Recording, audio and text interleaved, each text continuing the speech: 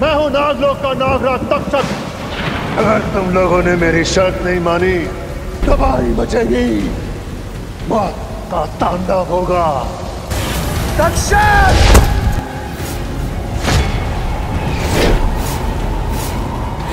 तेरा ये सपना कभी पूरा नहीं होगा नागराज।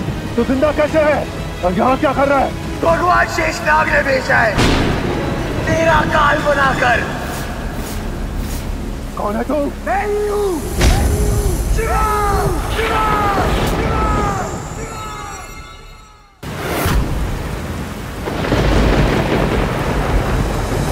अरे गांव वालों सुनो, हमारे गांव के एकमात्र तालाब में 5 मुख वाला नाग आ गया है। इससे तालाब का पानी जहरीला हो चुका है। ये क्या बात कर रहे हैं मुखिया जी? हमारे पानी पीने के लिए एक ही तो तालाब है, इससे पानी नहीं पिएंगे तो हम तो पैसे मर जाएंगे। ये पंचमुखी नाग हमारे ही गांव में क्यों आया और अगर आया तो हमारे ही तालाब में क्यों छुपा मुखिया जी? हमने अपनी आंखों से देखा है, वो 5 सिर वाला नाग जख्मी है। अगर वो इसी तरीके से तालाब में रहा तो हम सब प्यासे ही मर जाएंगे।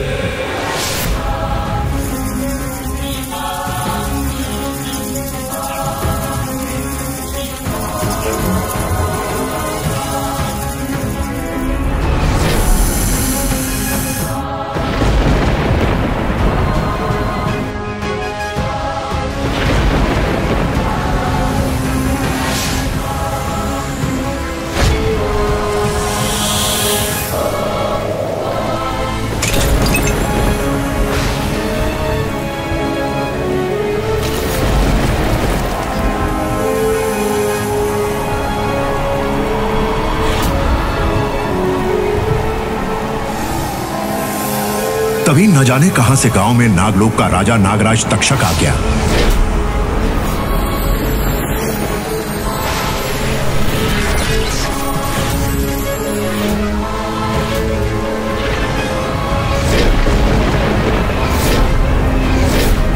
और उसने गांव वालों की मदद करने की बात कही। देखो गांव वालों, इस 5 मुख वाले नाग को तालाब से बाहर निकालकर मैं तुम्हारी मदद कर सकता हूँ। लेकिन तुम हो कौन और हमारी मदद क्यों करना चाहते हो? मैं हूं नागलोक का नागराज तक्षक। इस 5 मुख वाले नाग से केवल मैं रक्षा कर सकता हूं, किंतु मेरी एक शर्त है। नागराज तक्षक की शर्त सुनकर गांव वाले सन्न रह गए। अब तो जाग जाओ भैया, हम सबको आपकी बहुत जरूरत है। नागराज तक्षक, तुम ये कैसे सोच भी लिए कि तुम्हारे नामुमकिन शर्त को हम मंजूर कर लेंगे? गांव का कोई भी लोग तुम्हारा मदद नहीं करेगा।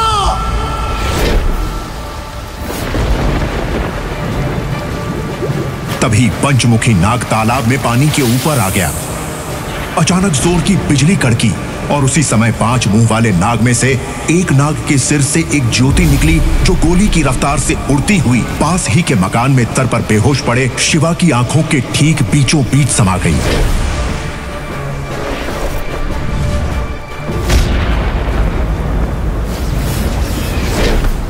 अगर तुम लोगों ने मेरी शर्त नहीं मानी तो इसका अंजाम बहुत बुरा होगा। अभी तक तो सिर्फ एक नाग तुम्हारे गांव में आया है, तब क्या होगा जब मेरी पूरी नाग सेना इधर आ जाएगी।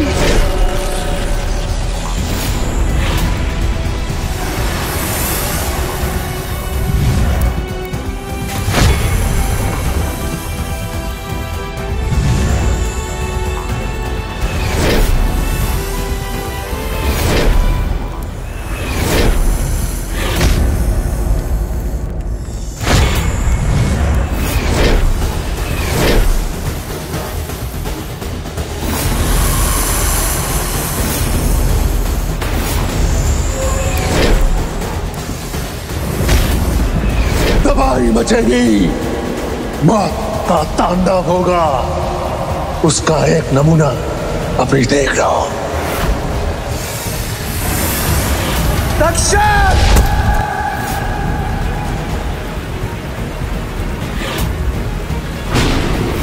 तभी 2 साल से कोमा में पड़ा शिवा न जाने कैसे तक्षक के सामने आकर खड़ा हो गया।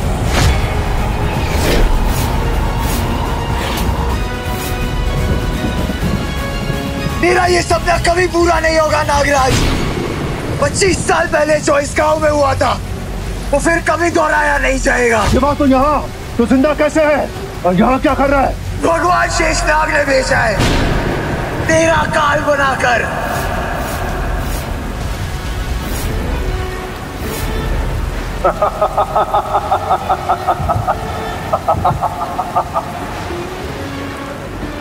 शिवा, तूने मेरे सामने आकर मेरा काम आसान कर दिया। अब देख, एक क्षण में तेरा अंत करता हूं मैं।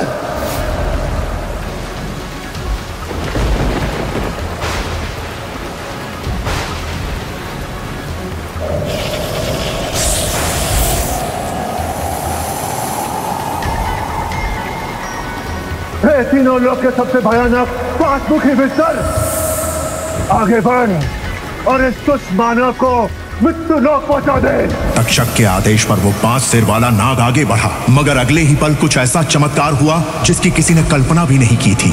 वो शक्तिशाली नाग शिवा के पैरों में लिपट गया।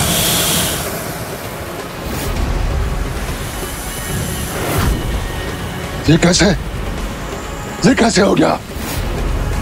तू शिवा नहीं हो सकता। कौन है तू? मैं नहीं हूं। शिवा! शिवा! शिवा! शिवा! शिवा! शिवा! शिवा! सच बता, कौन है तू? तीनों लोग का सबसे खतरनाक 5 मुखी सर्प तेरे पैरों में कैसे? इसका मतलब है कि तू आखिर शिवा के पैरों से क्यों लिपट गया वो शक्तिशाली पंचमुखी नाग? 2 साल से कोमा में पड़े शिवा के शरीर में ही क्यों समाई पंचमुखी नाग से निकली वो ज्योति? तक्षक की ऐसी क्या शर्त थी जिसे गांव वालों ने मानने से कर दिया इनकार? क्या था गांव का 25 साल पुराना अनकहा रहस्यमयी अतीत और 5 सिर वाले नाग से शिवा का वो रिश्ता, जिसके कारण वो नाग शिवा के जन्म लेने के बाद से ही इस गांव में आता रहा बार बार? क्या तक्षक और पंचमुखी नाग के कहर से गांव वालों को बचा पाएगा शिवा? और सबसे बड़ा सवाल, आखिर कौन है ये शिवा? वैसे तो पूरे दक्षिण भारत में ही बारिश अपने पूरे खुमार के साथ बरसती है, लेकिन शायद इस बार मानसून कोयम्बतूर पर कुछ ज्यादा ही मेहरबान था। मौसम में अचानक से आए इस बदलाव को लेकर आसपास के लोग आपस में बातें कर ही रहे थे। ये बरगद के पेड़ पे क्या है? गांव वाले उसे पहचानने की कोशिश कर ही रहे थे कि तभी आसमान में एक जोरदार गड़गड़ाहट के साथ बिजलियां कड़की और उस बिजली की रोशनी में बरगद के पेड़ पर लिपटा हुआ 5 मुख वाला दिव्य नाग साफ साफ दिखने लगा। अरे ये पंचमुख वाला साहब है।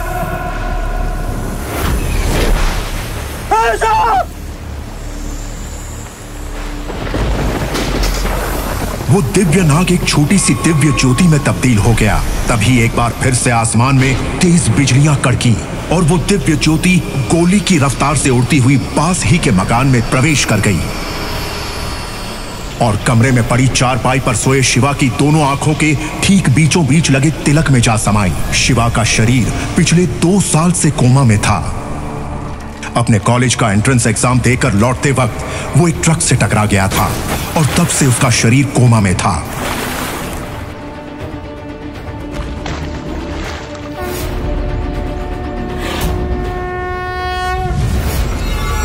लेकिन साथ ही साथ उसकी कुंडलिनी शक्ति भी जागृत हो गई थी और उसकी आत्मा उसका शरीर छोड़कर भटकते हुए नागलोक जा पहुंची थी।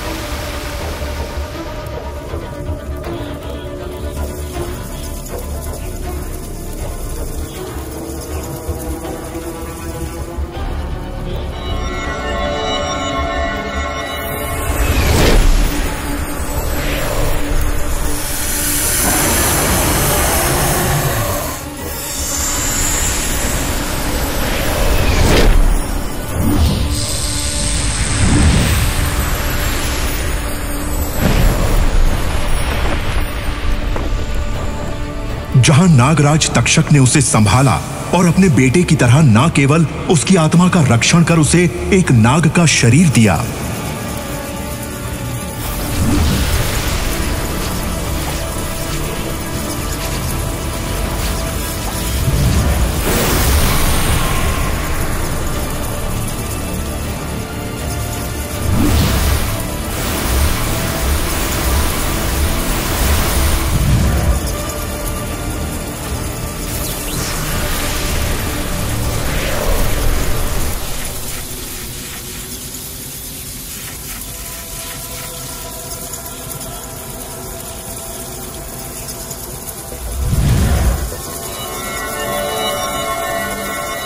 बल्कि इन 2 सालों में शिवा की आत्मा को 2000 साल की तपस्या का फल प्राप्त करके ब्रह्मांड की सारी शक्तियां अर्जित करने में उसकी मदद भी की।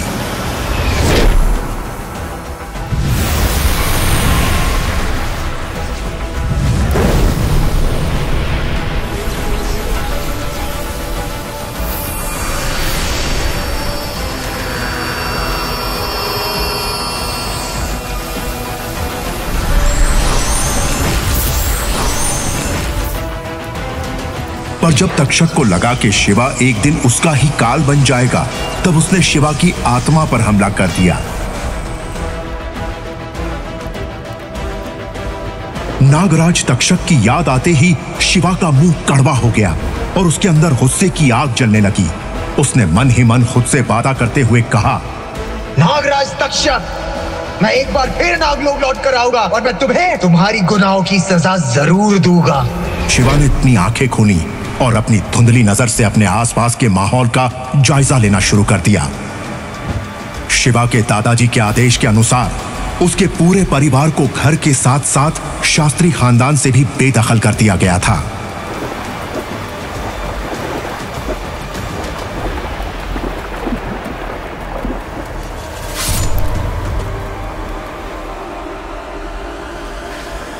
शिवा के चचेरे भाई भास्कर शास्त्री ने शिवा पर हमला किया था। ऐसा न जाने कितना कुछ हुआ था शिवा के अतीत में, जिसे याद करते करते शिवा की आंखें भर आईं। एक पल के लिए तो शिवा को अपनी आंखों पर विश्वास ही नहीं हुआ। उसके सामने खड़ी वो खूबसूरत और मासूम सी लड़की कोई और नहीं बल्कि उसकी छोटी बहन मीनाक्षी थी। तभी अचानक शिवा को बाहर के दरवाजे की आवाज सुनाई थी। चतुर, तुम देखो, तुम वापस चुपचाप चले जाओ वरना मैं पुलिस को बुला लूंगी। अरे क्या हुआ?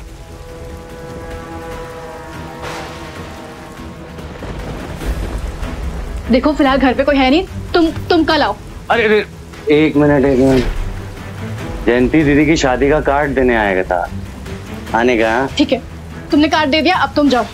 दीदी ने बोला है जब तुम लोग में हमारी शादी में आना ना, तो शिवा को भी लेके आना। हाँ, क्या पता हमारे समाज में तुम्हारी वापसी हो जाए या फिर दीदी की शादी देखकर तेरा भाई ठीक हो जाए। जरूरी सूचना बताने ही भूल गया मैं। वो क्या है कि दीदी की शादी के लिए ना 1 लाख रुपए कम पड़ रहे हैं, तो तुम लोगों को 1 लाख रुपए के उपहार लेने के आने का। हाँ, वरना क्या? हाँ, जब तुम्हारी बहन बीमार थी ना, तब मेरे भैया ने अपनी जान पे खेल के उसकी जान बचाई थी। तो एहसान चुकाने की जगह एटलीस्ट थोड़ी इंसानियत दिखा दो। इंसानियत के नाम पे तो तुम सारी हदें पार कर रहे हो। इससे पहले कि मीनाक्षी अपनी बात पूरी कर पाती, चतुर के गुस्से का पारा चढ़ गया और उसने बिना कुछ सोचे मीनाक्षी के गाल पर एक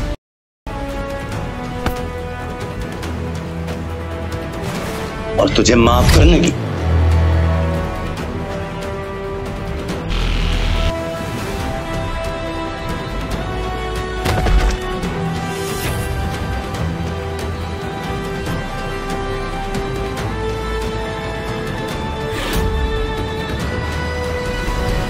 लेकिन 2 साल तक कोमा में रहने की वजह से अभी तक उसका शरीर अपनी आत्मा की शक्तियों को आत्मसात नहीं कर पाया था। इसीलिए वो लड़खड़ाने लगा। भैया प्लीज,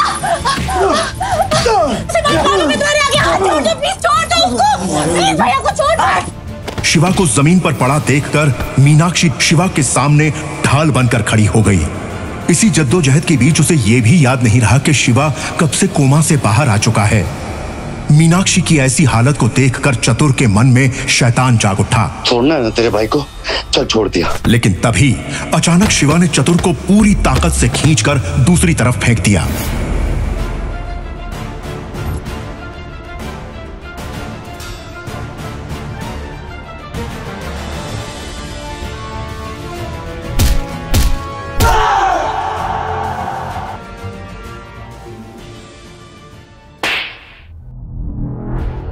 दर्द के मारे चतुर की जान निकल रही थी और उसकी आंखें तो मानो बाहर निकलकर गिरने को ही तैयार थी।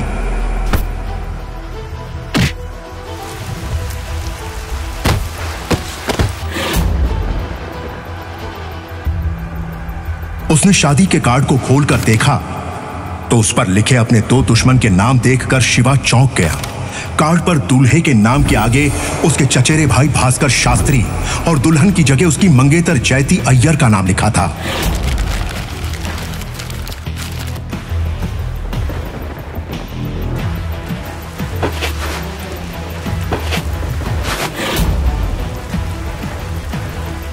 हालांकि शुरुआत में चतुर शिवा का मुकाबला करना चाहता था, लेकिन जल्द ही उसे समझ आ गया कि अब वो शिवा के गुस्से से नहीं बच पाएगा। इसीलिए उसने माफी की भीख मांगते हुए कहा, छोड़ दे, माफ कर दे। उसने एक हाथ से उस कार्ड को चतुर के मुंह में ठूंसते हुए कहा, जाकर उन दोनों को बोल दे कि मैं उनकी शादी में जरूर आऊंगा।